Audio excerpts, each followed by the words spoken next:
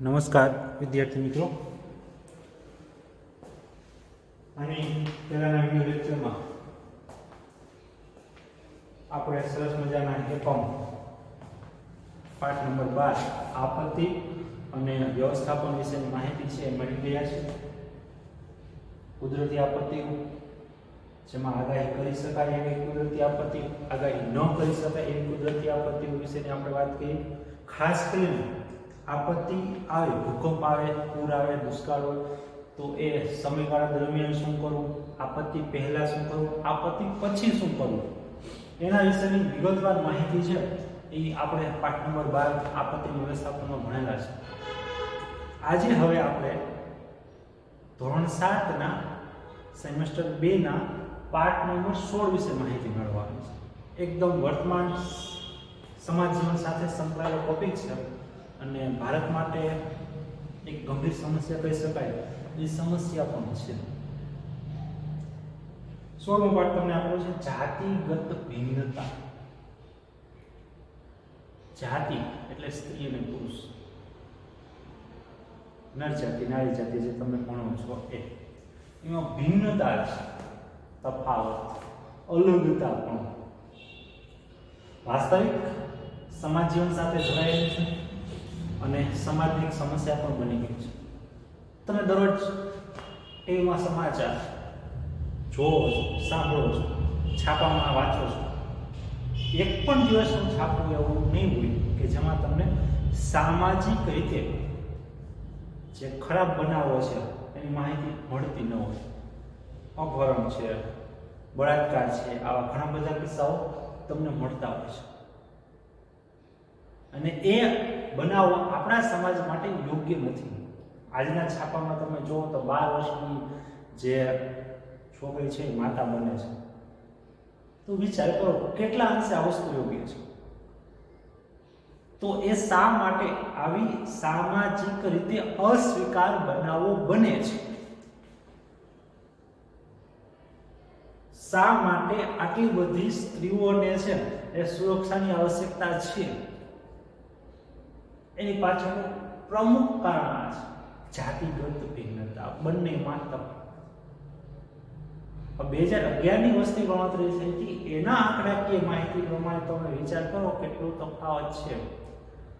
ભારતમાં 1000 પુરુષોએ 1000 પુરુષોએ માત્ર ને માત્ર 940 સ્ત્રીઓ છે. 60 સ્ત્રીઓનું પ્રમાણ ઘટે છે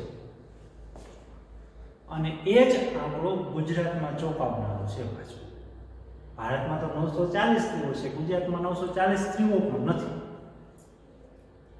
સ્ત્રીઓનું પ્રમાણ હજી થોડું મહદઅંશે ઓછું છે. જ્યારે વર્તમાન બાળકોની વાત કરો તો આ પ્રમાણમાં હાથી ઘોડાનો તફાવત છે અને આ તફાવત આમને જુઓ તો આવા બનાવો છે એનાથી આપણે ચેતતા રહેવું છે. સમાજમાં આવા બનાવો છે એ ધૂણા ફેલાવે છે, ડર ઊભો કરે છે. તો એની પાછળનું કારણ આ જાતિગત ભિન્નતા, જાતિમાં તફાવત, દીકરી દીકરાનો ભેદભાવ, આજે હું, તમે અને આપણા વાલીઓ બધા માને છે.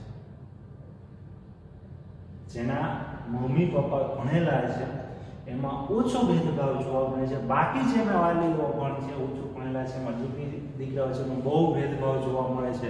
અને હું તો કહું છું આ ભેદભાવ જ્યાં લગી હશે ત્યાં લગી ભારત છે એ જોઈએ એટલા પ્રગતિના શિખરો સર નહીં કરી શકે. વિચાર તો કરો, એક જ માતાના પેટથી જન્મેલા એક છોકરો અને એક છોકરી, છોકરાને જોઈ એટલી સુખ સુવિધા મળે છે, નથી જોતું એના કરતાં વધારે મળે છે.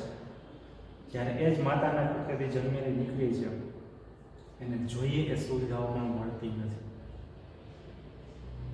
તો કેટલો આ ભેદભાવ છે. વર્તમાન સમયમાં સરકાર પણ પ્રયત્ન કરી રહી છે કે આવા ભેદભાવો ઓછા થવા જોઈએ અને જો આવા ભેદભાવો છે એ ઓછા નહીં થાય તો સમસ્યા વધશે. નાનપણથી જ ભેદભાવ, દીકરાનો જન્મ થાય તો બધે પહેરાવે છે, દીકરીનો જન્મ થાય તો બધે ન હોય છે, કાં તો તમારા ઘરે દીકરીનો જન્મ. પણ દીકરી છે લક્ષ્મીનું સ્વરૂપ છે, એ વાલનો દરિયો છે, એને પણ તમે એવી રીતે સાચવશો તો દીકરો તો ખાલી એક જ કુળ તારે, પોતાના પિતા. જ્યારે દીકરી છે એ બબ્બે કુળને તારે છે, એક એના પિતાનું અને એક સામે પક્ષે એના સસરાનું, એ બંને કુટુંબને છે આગળ લઈ જાય છે દીકરી. છતાં પણ ખબર નહીં વર્તમાન સમયમાં દીકરીઓ પ્રત્યે એટલું બધું ભેદભાવ શા માટે રાખવામાં આવે છે. દરેક માતા પિતા, ખાસ કરીને મમ્મી, પોતે માતા બનવાની હોય એટલે એને 99% દીકરો જોઈએ, નહીં ભગવાન મને એક દીકરો દેતો સારો. અને જે પુરુષ પિતા બનવાનો હોય એ 90% એવું છે કે ભગવાન મને એક ઢીંગલી એક દીકરી આપી દીધો સારો. તો આ શું છે? શું દીકરો જ કુટુંબ આગળ લઈ જાય છે, દીકરી નથી સાચવતી? અને જો દીકરો સાચવતો હોય તો આપણે હિન્દુ ધર્મનું વૃદ્ધાશ્રમ ન હોય. બે સરખા પાસા છે, બે સમાજ માટે અગત્યના છે. જો દીકરાને મહત્વ આપશો તો અત્યારની જેમ પુરુષ પ્રધાન સમાજ થઈ જશે. અત્યારે પુરુષ પ્રધાન સમાજ છે, પપ્પા કેમ થાય, દાદા કેમ થાય, મમ્મીને કાંઈ ખબર ન હોય, મમ્મીને કાંઈ ઘરના નિર્ણયો પૂછવાનું નહીં, મમ્મીને બસ ઘરકામ કરવાનું, આપણને તૈયાર કરી દેવાનું, કપડાં ધોવાનું, રસોઈ બનાવવાનું, બસ આ છે. આ બધી જૂની માન્યતાઓ છે, આમાંથી બહાર આવવાનું છે. જો કલ્પના ચાવલા છે અવકાશમાં જઈ શકતી હોય, સુનિતા વિલિયમ્સ છે જેમ પાછી આવી શકતી હોય, પ્રતિભા પાટીલ છે રાષ્ટ્રપતિની, ઇન્દિરા ગાંધી વડાપ્રધાન બની શકતા હોય, તો આપણે શા માટે નહીં? એ પણ એક નારી જ છે, એક સ્ત્રીઓ છે, એ જો આગળ વધી શકતા હોય તો આપણે શા માટે ન વધી શકીએ? એના માટે બસ એક આ વસ્તુ કાઢવાની છે, જાતિગત જે ભિન્નતા છે, ભેદભાવ છે, દૂર કરવાના છે. આપણે એ ટોપિક વિશે આજે આપણે વાત કરવાની છે. જોઈએ આપણા દેશમાં છોકરા અને છોકરીના ઉછેરમાં ક્યારેક સમાનતા તો કેટલીક વખત અસમાનતા જોવા મળે છે. અમુક કુટુંબમાં સમાનતા છે 100%, કે ભાઈ દીકરો દીકરી એક સમાન છે, શિક્ષિત સમાન છે, એ જોવા મળે છે. છેલ્લા 2 દાયકામાં આ બાબતે જાગૃતિ ફેલાઈ છે. છેલ્લા 20 વર્ષમાં, દાયકો 10 વર્ષ, છેલ્લા 20 વર્ષમાં આમાં સુધારો પણ છે. પહેલા કરતાં દીકરીનું માન થોડુંક વધ્યું છે, પણ જોયેલા પ્રમાણમાં જે વધ્યું નથી. આ અંગે સરકાર પણ વિવિધ યોજનાઓ અને આયોજનો કરી ભેદભાવ ન થાય તેવા પ્રયત્નો કરી રહી છે. ભારત સરકાર અને ગુજરાત સરકાર ઘણા બધા પ્રયત્નો કરે છે. ગુજરાત સરકારની તો વાત કરો, 2 ઓગસ્ટ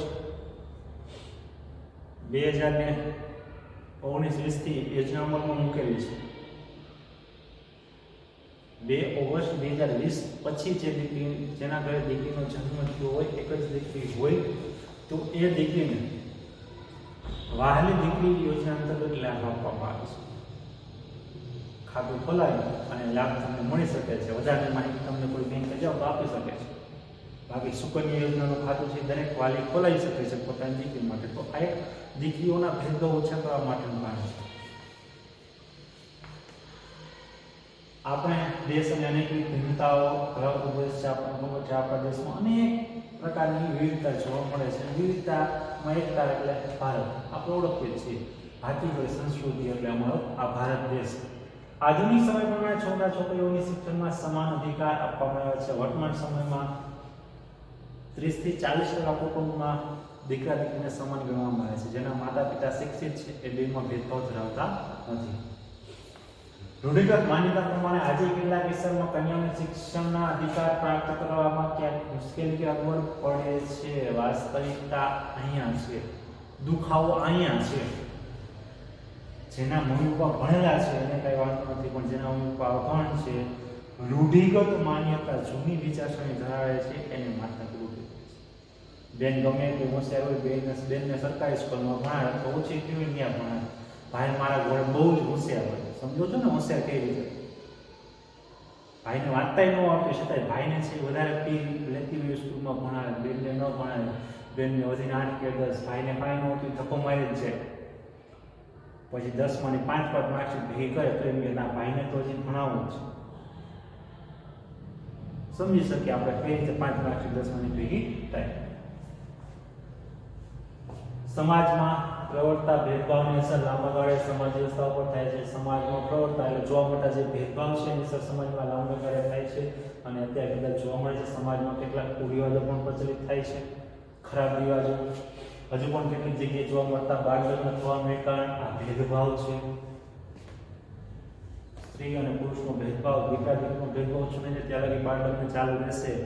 સરકારે તો ચોક્કસ ઉંમર નક્કી કરેલી છે કે છોકરીની ઉંમર 18 વર્ષ થાય અને છોકરાને 21 વર્ષ, ત્યારે બેના લગ્નની માન્યતા છે. આપેલા લગ્ન કરવા એ કાયદાની દ્રષ્ટિએ ગુનો છે. હમણાં જ અમરેલીનો જ કિસ્સો રહી ગયો, 3-4 દિવસ પહેલા અમરેલીમાં સમૂહ લગ્ન હતા એક ગામમાં. ગામના મને અત્યારે ભૂલાઈ ગયું છે. 18 વરરાજા પાછા ગયા. અમુકને જે કોરોનાના નિયમો છે એનું પાલન નહોતું કર્યું, અમુકે રજીસ્ટ્રેશન નહોતું કરાવ્યું, ઓનલાઈન કરવાનું હતું અને અમુકની ઉંમર ઘટતી, બધા એમાંથી 18 વરરાજા છે પાછા ગયા. આવું છાપામાં હતું. બાળ લગ્ન પરિણામ મોટાભાગની મહિલાઓને આગળ શિક્ષણ મેળવી શકતી નથી અને તેના કારણે તેમનો વિકાસ રૂંધાઈ જાય છે. વિચાર કરો, 15 વર્ષના થાય એટલે દીકરીના લગ્ન કરી દેવામાં આવે. જે ઉંમર દીકરીની ભણવાની છે, સમાજને ઓળખવાની છે, એ જ સમયગાળા દરમિયાન એને સંસારથી બાંધી દેવામાં આવે છે. દીકરી 16 વર્ષની 17 વર્ષની થાય ત્યારે માતા બને છે. તો આ એક બાળ લગ્નનું માઠું પરિણામ છે. 18 વર્ષે લગ્ન થાય, 21 વર્ષની ઉંમરે એ સ્ત્રી છે માતા બને તો બાળક અને માતાને વધારે નુકસાન ન થાય. પણ 15 વર્ષે લગ્ન અને 17 વર્ષની ઉંમરે છે એ સ્ત્રી જો માતા બનતી હોય તો બાળક અને માતાને ઘણા બધા નુકસાન છે થઈ શકે છે. અને લગ્ન થઈ જાય એના કારણે પછી સામે એને ભણવાની પણ મોકો આપવામાં આવતો નથી, એટલે એનો વિકાસ રૂંધાય છે, વિકાસ થઈ શકતો નથી. જેની એક અસર સ્ત્રીઓમાં સ્વાસ્થ્ય પર પણ પડતી હોય છે. લગ્ન થઈ જાય એટલે સ્વાસ્થ્ય ઉપર પણ એની ખરાબ અસર પડે છે, કારણ કે નાની ઉંમરે માતા બનવું એ યોગ્ય નથી. જો જાતિગત ભેદભાવ દૂર થાય તો આવી ઘણી સમસ્યાઓનું સમાધાન થઈ શકે એમ છે. જો દીકરા દીકરી વચ્ચેનો ભેદભાવ ઓછો થાય તો આવી ઘણી બધી સમસ્યાઓ છે એનો આપણે ઉકેલ લાવી શકીએ છીએ. આપણી આસપાસ સ્ત્રી અને પુરુષ ઉપરાંત નાની અંતર ભિન્નતા પણ સ્વીકારેલ છે. સ્ત્રી અને પુરુષને સરખા કામ માટે વધારે મહેનતાણું પુરુષને અપાય છે. આ જ કામ માટે સ્ત્રીઓને ક્યારેક ઓછું મહેનતાણું પણ ચૂકવાય છે. નર, નારી અને જ્ઞાનેતર જાતિ 3 જાતિ સમાજમાં છે જોવા મળે છે. પુરુષ, સ્ત્રી અને એક જ્ઞાનેતર જાતિ. સ્ત્રી અને પુરુષને સરખું જ કામ હોય છતાં પુરુષને વધારે મહેનતાણું, સ્ત્રીને ઓછું, આવું પણ ભેદભાવ જોવા મળે છે. આવા પ્રકારનો ભેદભાવ ગુનો બને છે. ઘણા કારખાનામાં, કંપનીમાં આવું હોય, પુરુષને સ્ત્રીને બેને કામ સરખું કરવાનું હોય. પુરુષને છે એ 400 મળતા હોય, સ્ત્રીને 350 કે 360 જ મળતા હોય. તો એક પ્રકારનો ભેદભાવ છે અને આ એક ગુનો બનવાને લાયક છે. જો આવું કંઈ થતું હોય તો જાણ કરવી. આધુનિક સમયમાં મહિલાઓ બધા જ ક્ષેત્રોમાં જોવા મળે છે.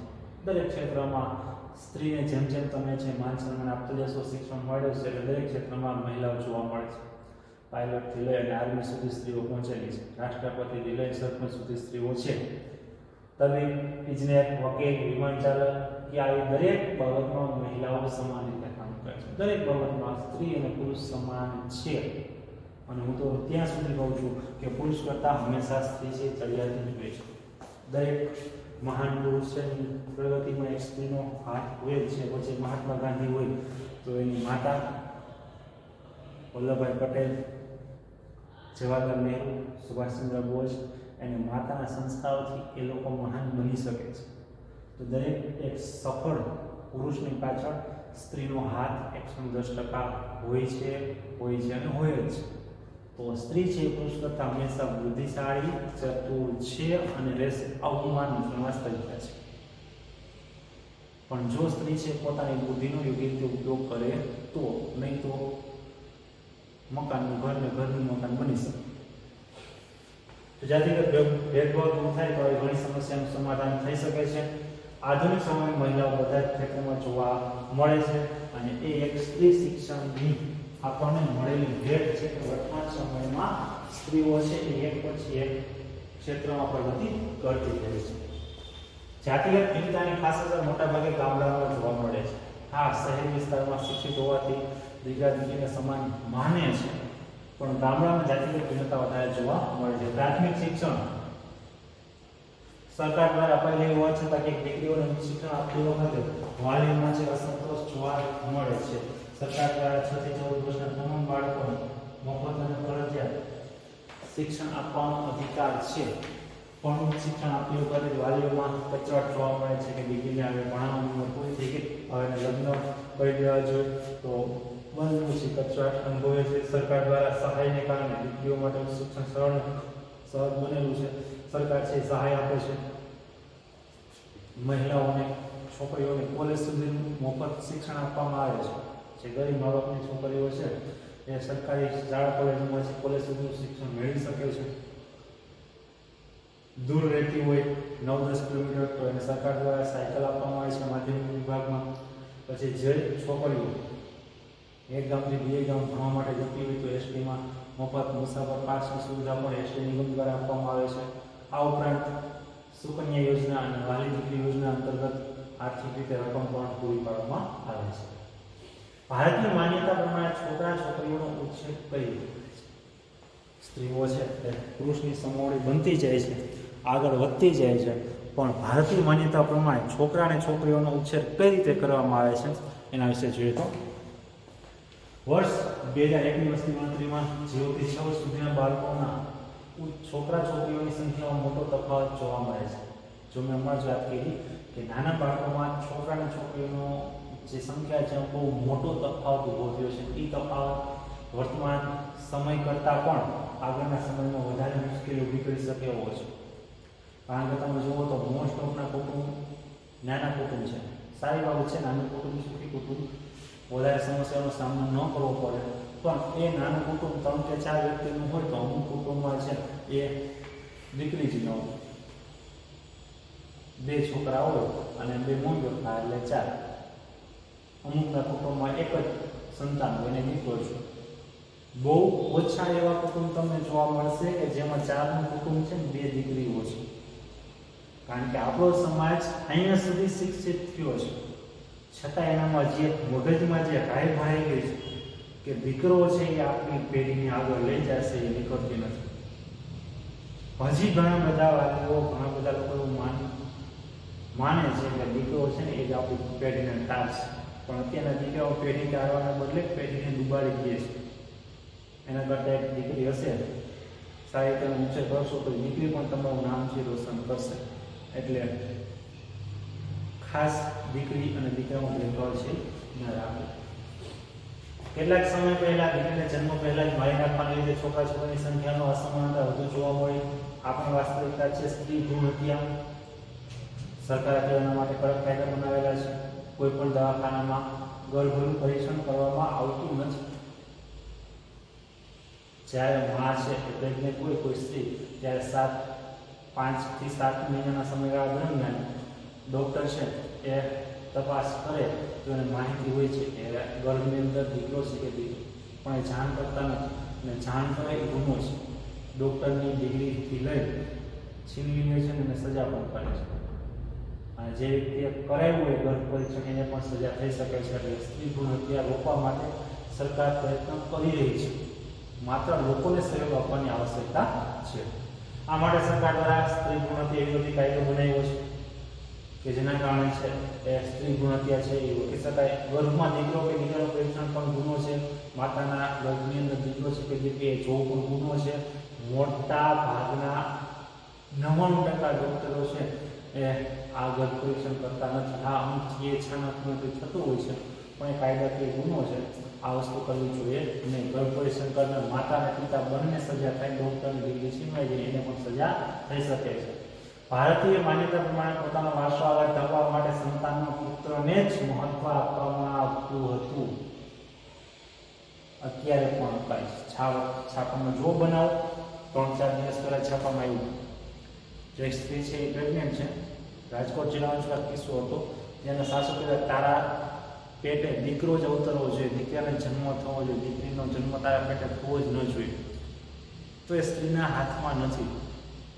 દીકરો હોય કે દીકરી હોય બંને સમાન છે. તો એવી માન્યતા છે કે દીકરો છે આપણી પેઢી આગળ ધપાવે છે તે હવે આપણે દૂર કરવી જોઈએ. છેલ્લા દાયકામાં સામાન્ય રીતે મહિલાઓની ભાગીદારી આ માન્યતામાં ખૂબ મોટો પ્રભાવ થયો છે.